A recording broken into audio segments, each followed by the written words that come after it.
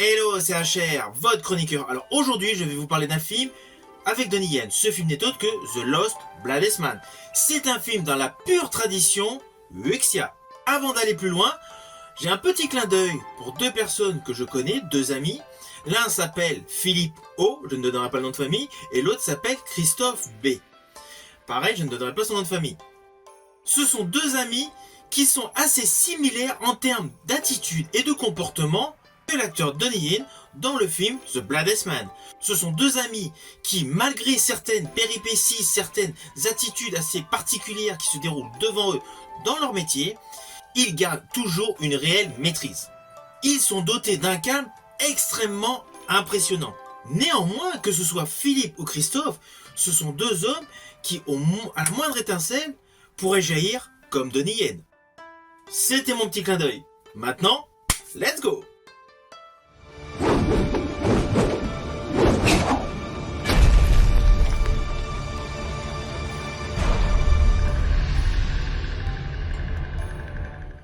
Alors ce film The Lost Bloodless Man est sorti en 2011. Il a été réalisé par deux réalisateurs, Felix Chong et Alan Max. C'est un film dans la pure tradition Wuxian. Vous allez retrouver de nombreux combats avec des armes blanches. Cela n'empêche pas que vous allez découvrir aussi des combats à main nue. L'histoire de ce film donc prend effet avant la Grande Guerre qui est décrite dans le roman Les Trois Royaumes, qui a été adapté d'ailleurs par John Woo.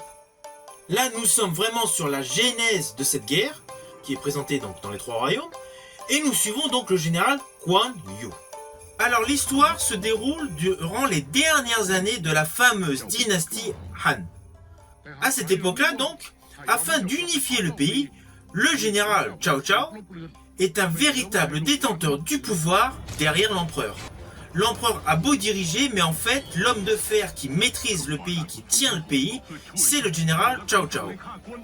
Celui-ci donc décide d'enrôler le plus fort de ses guerriers, et celui-ci n'est autre que Guan Yu, le fameux combattant interprété par Donnie Yen. Néanmoins, il y a un petit souci. Guan Yu est l'ami loyal du pire ennemi de Cao Cao. Cet ennemi n'est autre que Liu Bei, qui est également un chef militaire. De ce fait, Guan Yu hésite à rejoindre Cao Cao et projette d'enlever donc la promise de Liu Bei. Mais là où ça se complique, c'est que le combattant Guan Yu est également amoureux de la future concubine de Liu Bei. Nous avons donc un côté historique qui est perturbé par une histoire d'amour inavouée. Évidemment, de fil en aiguille, le personnage Guan Yu, interprété par Donnie Yen, gagne de très beaux combats, mène donc la victoire des troupes donc, du général Cao Cao et devient un leader, un héros local.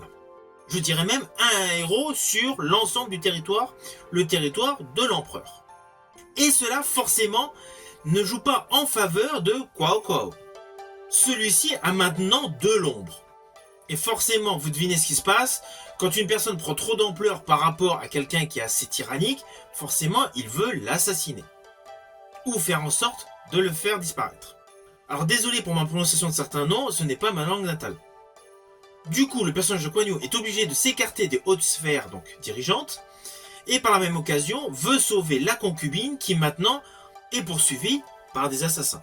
Alors ne vous inquiétez pas, vous me connaissez, forcément je ne vais pas dévoiler plus concernant les lignes scénaristiques de cette histoire. Je ne veux pas du tout vous spoiler.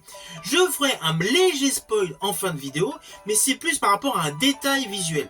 D'ailleurs c'est un détail visuel concernant une porte, mais je le dirai à la fin de la vidéo. Alors ce film est avant tout pour tous les amoureux de films chinois épiques. Visuellement, il est sur le haut du panier. Il est magnifique. Les plans séquences sont de toute beauté et vous allez voir qu'il y a eu un gros travail par rapport à la colorimétrie. Et cela se retrouve également dans la texture et les dominantes des costumes.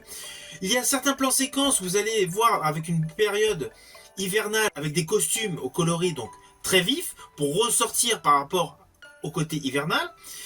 Il y a un moment, un très beau plan séquence dans le film où nous découvrons donc des arbres avec des feuilles d'automne assez orangées, et devant donc les hommes, les guerriers, les combattants ont de très belles tuniques bleues assemblées avec leur cuirasse.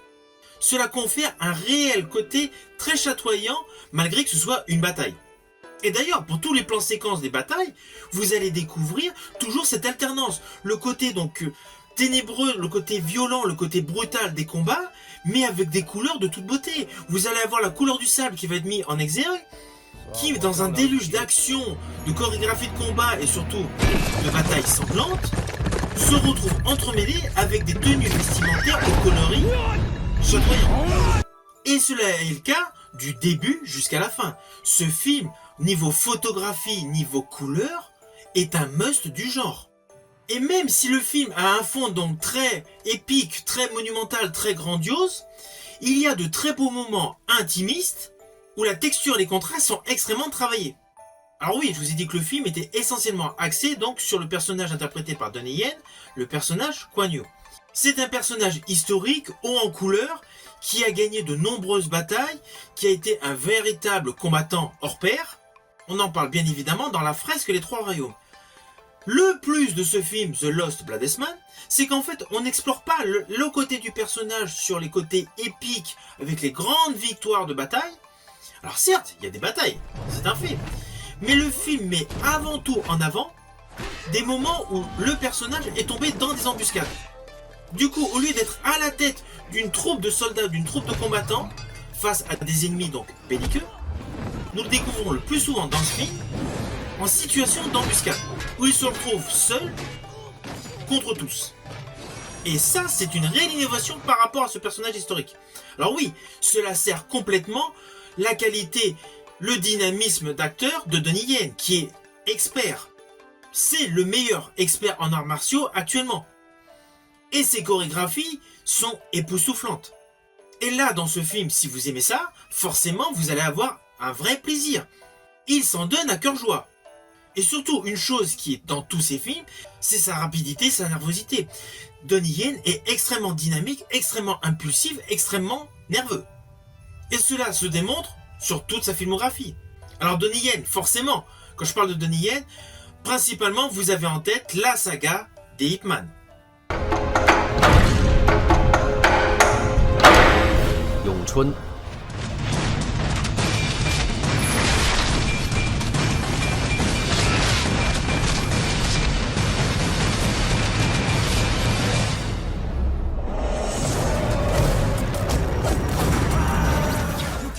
With the wrong one. I am the finisher. It's the final call. Like your time is up. Game over. This the end of it. Yeah. Mais dans le registre de Wuxia, il a joué dans de très bons Wuxia, comme la 14e lame.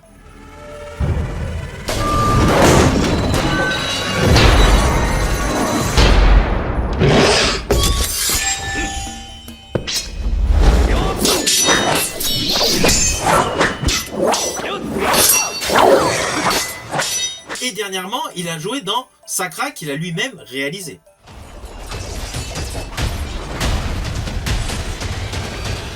Donnie Yen est un acteur de talent, avec une carrière énorme, il a joué dans tous les registres. J'ai d'ailleurs effectué plusieurs vidéos concernant cet acteur. Mais là, si vous êtes vraiment fan de films Wuxia, The Lost Bladesman va vous combler. Ceci dit, outre le fait de très belles scènes d'action hyper spectaculaires, il y a de l'émotion, énormément d'émotion. Et je dirais même que les lignes de dialogue entre les différents protagonistes dans ce film sont extrêmement édulcorées et sont très réfléchies et surtout elles semblent vous imposer la notion de méditation. Alors pourquoi je dis ça? Tout simplement parce que au fur et à mesure du déroulé de l'histoire, vous allez voir qu'on fait souvent référence à Confucius et à ses descendants. Et en fait, dans les échanges verbaux, cela se retrouve. Il y a de très beaux passages de dialogue.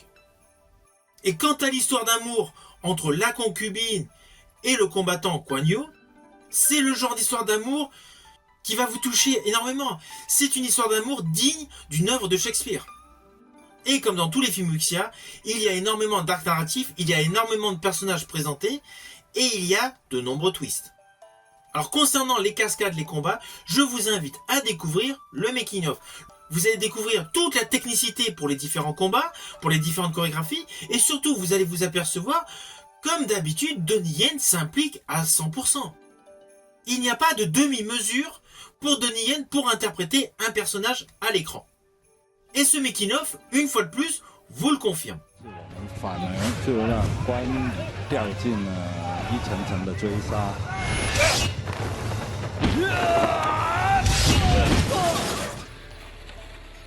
他是一个关心一下关于他内心所面对的。他是一个很努力的人，很努力。害怕这个脸要他很用心，跟我谈很多。他这一次的方法，他是把很多武术上的东西都放弃，他强调的是实战的东西。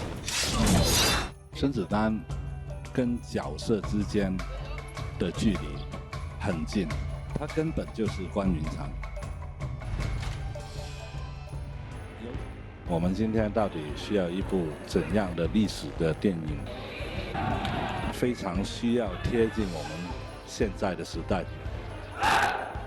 D'ailleurs, je préciserai que lorsque vous aimez un film, je vous invite à découvrir à chaque fois le making-of. Le making-of, c'est vraiment le petit plus qui vous permet de découvrir des secrets de tournage, mais essentiellement de voir l'acteur à contre-emploi. Certes, il est dans le film, certes, il est dans son personnage, mais là, vous voyez le travail qu'il met en œuvre pour réaliser le personnage qu'il interprète pour vous. Alors attention, ce que je vais dire forcément s'apparente à un spoil, mais ce n'est pas un truc terrible. Il y a un moment dans le film où Donnie Yen pénètre donc dans une demeure, dans la cour d'une demeure, et là on a une porte en bois qui se ferme. On entend donc des combats, on ne voit rien, on entend les combats, et là nous avons une hallebarde qui passe à travers la porte et qui reste bloquée donc dans la porte. Et du coup on a juste un accès visuel par le biais du trou fait par l'hallebarde. Vous allez me dire, ce n'est pas faux. Mais cette scène, en fait, elle a une plus-value intense. Et elle va faire travailler tout ce qui est subjectif. Comme nous entendons les combats, comme nous entendons donc les gémissements, les cris, tout ce que vous voulez. En fait, ça nous laisse imaginer le déroulé de l'histoire et surtout le déroulé de la scène d'action. Alors, le film n'en manque pas de scène d'action. Mais à cet instant T, à cet instant précis, nous n'avons pas la scène d'action qui est dévoilée. Elle est seulement subjective. J'ai trouvé que mettre ça dans un film Wuxia était réellement une innovation en termes visuels. Alors au final, le film The Lost Bladesman, c'est un film que je vous invite à découvrir. C'est un excellent film Wuxia. Il faut le voir différemment de l'œuvre Les Trois Royaumes, car il y a un côté un peu plus intimiste par rapport à la vie du général Guan Yu, et Donnie Yen dans le rôle de ce combattant est exceptionnel. J'espère que ma vidéo vous aura plu. Si tel est le cas, pensez à la liker, pensez à la partager. Surtout, pensez à vous abonner et à la petite cloche des notifs pour ma prochaine vidéo. Quant à moi, je vous dis à bientôt pour une prochaine vidéo.